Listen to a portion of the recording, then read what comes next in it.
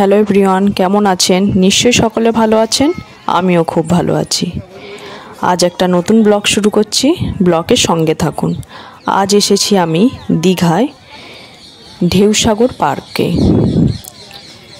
আপনারা যারা এসেছেন তারা দেখেই নিশ্চয়ই চিনতে পাচ্ছেন, আর যারা আসেননি এখানে আসলে অবশ্যই ঘুরে যাবেন।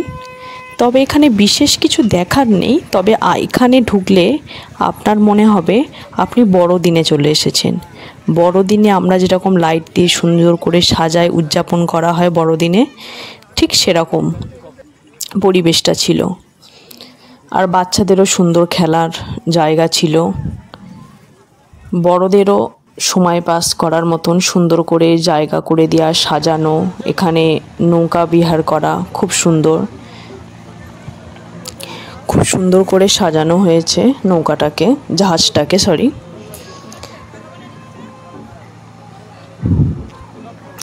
এমনি মোটামুটি ভালো লাগলো, আপনাদের সাথে শেয়ার করলাম। আপনাদেরও ভালো লাগলে অবশ্যই লাইক, কমেন্ট, শেয়ার করতে ভুলবেন না। এখানে আসলে আপনার এক মুহূর্তের জন্য মনে হবে যে আপনি বড়দিনে পার্ক স্ট্রিট চলে এসেছেন। ভ্যারাইটি লাইট দিয়ে সাজানো, খুব সুন্দর লাইট দিয়ে সাজানো, খুব ভালোই লাগছিল, খারাপ বলবো না। আমরাও ঘুরতে চলে এসেছি ঢেউসাগর পার্কে, আপনাদের সাথে শেয়ার করলাম। ভালো লাগলে লাইক, কমেন্ট, শেয়ার করতে ভুলবেন না। আমরাও দুজন এখানে ঘুরে গেলাম, আপনারাও আসলে নিশ্চয়ই ঘুরে যাবেন এই ঢেউসাগর পার্কে। আর এই ঢেউসাগর পার্কে সবথেকে এইটা আমার খুব ভালো লেগেছে।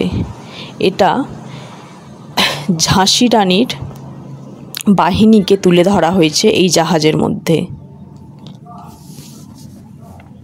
এটা খুব ভালো লাগলো। দেখুন, ময়ূরপঙ্খী জাহাজে ঝাঁসি রানীর বাহিনীকে তুলে ধরা হয়েছে। একটা টয় ট্রেনও এখানে সাজানো হয়েছে।